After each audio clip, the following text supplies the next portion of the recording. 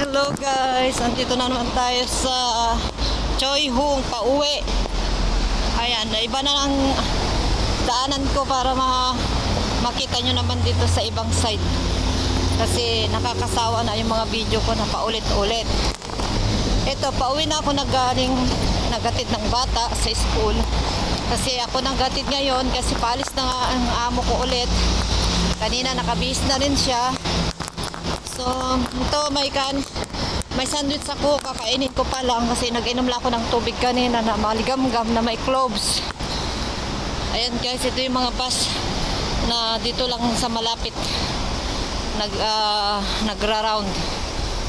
Dito lang sa malapit yung rota niya. Kaya yan, minibus. Dito na yung tinatawag namin na minibus. Ayan, mag-vlog na naman tayo para may i-upload. Na-try ko nagtanong dito paano umuwi sa bahay, di ko alam. Buti na lang hindi ako dumiretso kasi hindi nila maintindihan yung salita ko English. Mga Chinese na mga driver. Hindi rin nila maintindihan ng English. Kaya nahirapan din ako sumakay. Itatry ko sana mag minibus kasi medyo malayo din sa bahay. 15 minutes sa lakarin. Lalo noon mainit ang panahon. Gusto ko sana mag-bus, mamasahe ka lang ng $3, $4. $4 na pala ngayon. So, try ko sana. Hindi naman kami pinapasakay na amo ng ganyan sa bata, alaga ko. Pero pag gusto ko sana mag-isa lang ako pumunta dito. Kasi noon, di pa ako sanay na maglakad. Parang nalalayuan ako, guys. Kaya, try ko sana mag-minibus pag uwi. Pero hindi ko pa rin alam kasi iba pala yung ruta nila. Sa amin, iba yung number dun sa amin. Ayan o. Mga Chinese din yung salita niyan. Pero parang 20M yata yung dun sa amin. Kalimutan ko na kung 20M. 55 pala, number 55. Kasi may number yung mga bus yan kung saan pupunta, ganun.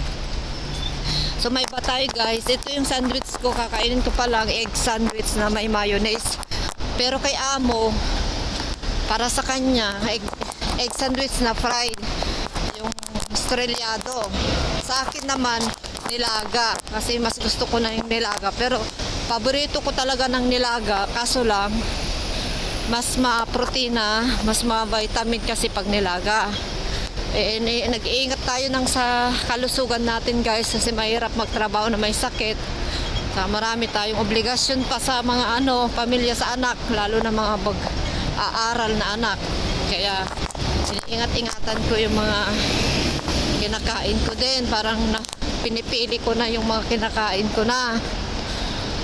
Saka may limit na rin yung pagkain ko. Pag masobrahan ko, nag-acidic ako. Kaya ang hirap mag-control ng pagkain.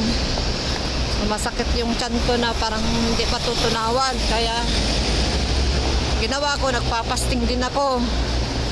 Anong oras ako kumain kahapon? Alas 7. So anong oras na ngayon? 8:30 na. Pero uminom pa rin ako ng tubig kanina kasi yung cloves na binabad ko. Maganda rin yung cloves kasi. Kaya guys, dito na tayo nadaan. First time ko lang dumaan dito. Dito sa labas ng kalsada, meron palang ganyan, no? Doble-doble. Meron palang ganito dito. Siguro na-try ko na ito one time, pero papunta sa MTR. Nanibago lang ako, guys.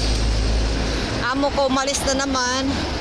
Babae, so ako lang mag-isa sa bahay. Yung gagawin ko ay maglinis, maglaba, magsampay pala kasi nagsalpak pala sa machine, sa washing machine ng mga nilaban. So, kala ko bakit hindi siya lalaba. Tama yung hinala ko kagabi. Hindi na siya naglalaba ng gabi kasi ayaw niya ng yung sinabihan ko kasi nagreklamo ako na huwag nang magpapalit, maglaba. Kaya ngayon, naglaba siya ngayon. Pag alis namin ng alaga ko. So, ang gagawin ko, sampay ko na lang yon. Baka may message siya ngayon. Sasampay ko doon pagdating ko kasi alam ko 1 hour yon. Tapos na yon pagdating ko. So wala na akong madadatnan sa bahay, umalis na rin sa amo, nakabase na rin kanina. Kaya ayan. Pag masampay ko maglinis, magkain, ulit. Magluto ng pananghalian ko, mag-prepare ng pang dinner. Ganon lang ang trabaho ko doon sa bahay. Mauubos yung oras mo lang sa hatid sundo.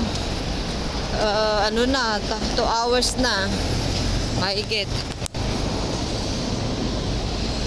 Ayun, babae, matanda yung ano. Matanda yung nag-drive. Ang galing. Babae, matanda. So, hindi naman gaano mahirap yung sa marami akong tambay kahapon ng tanghali kasi 4:30 yung pagsundo ko mamaya, 4:30 din kahapon. Maiba-iba yung schedule ng pagsundo. 2 araw ako na sobrang late yung pagsundo, pero pagdating ko nagmamadali na ako magluto kasi maubos yung 1 oras yung pagsundo ko, isang oras yung pag-uwi namin. Kaya 5:30, nagmamadali na ako niya magluto. Pero maganda, na-prepare ko na yung mga lulutuin ko, guys. Nalinis ko na yung marikado, na-prepare ko na. So yung gagawin ko na, mag-isa-isa lang, tapos magsaing, gano'n. So, mabilis lang, gamay mo na lang lahat. Pag gamay mo na lahat, nung una, nahirapan ako. Paano to, sabi ko, magmamadali na. Pero late naman sila kumakain minsan maaga sila kumakain. Hindi dire-diretso yung isa lang yung oras na pero minsan nauna silang kumain kaysa yung lalaki. Pero talagang nahuhuli yung amo kong lalaki, 7:30 yan. Minsan sobrang late pa, mag 8:00 na gano'n. Matatapos ako sa kusina 8:30, 8:45 ganon, 9:00 saka na ako makapagbanyo. Kasi matapos na sila sa banyo, isa lang yung banyo namin. So ganon, 9:09, antok na ako niyan. Pinipilit ko lang hanggang 10:00 ganon, tulog na agad. 10:17 kagabi. Tinapos ko na yung cellphone ko sa pag-YouTube ko, pag-edit, pag-upload, ganon. So yan guys, yun ang routine ko sa bahay na ganito. Hatid ako, nagpatulong ni amo, please help me Joanne to send Troy to school ko na. Kaya okay lata katrabaho nga rod. Anak nagreklamo, ay kaya takpay no rumuarak. Okay lang ata ko na magmadmadaling yagluto, tas sak lang tagluto damdama. May papaya ako doon na binili ko kahapon. Hindi ko alam kung bibili ako ng gata. Gusto kong magluto ng may gata sana. So puntahan natin yung yung Park and Shop o kaya Welcome o kaya dyan sa market. Bili tayo ng gata na naka-repack. Kasi may alamang ako doon sa Kamunamon. Gusto kong yun ang gusto kong kainin, yung ulamin, yung may gata talaga. Ngayon maraming luya pa sa bahay. May luya pa sa bahay, kaya gusto ko yung gata. Masarap kumain. May kanin pa ako doon. Yan guys. Pagod na ako magsalita. Magpahinga muna ako. Paakyat tayo eh. So, gawin kong 10 minutes ulit tong video ko. Kasi 9 minutes na guys. 1 minute na lang. Magpapaalam na ako sa inyo. Salamat. Siguraduhin mo po na sana nakasubscribe ka na sa aking channel para lagi kang makapanood ng aking mga vlog dito sa Hong Kong. Malamig ngayon. Parang may yelo yung hangin niya, yung lamig. Yung alaga ko, pinauwi niya yung jacket niya. Alam mo naman mga bata, mainit yung katawan. Magja-jacket lang pag umaga pag punta namin kasi yun ang sabi ng mama niya. Ayan, papauwi niya lang itong jacket niya.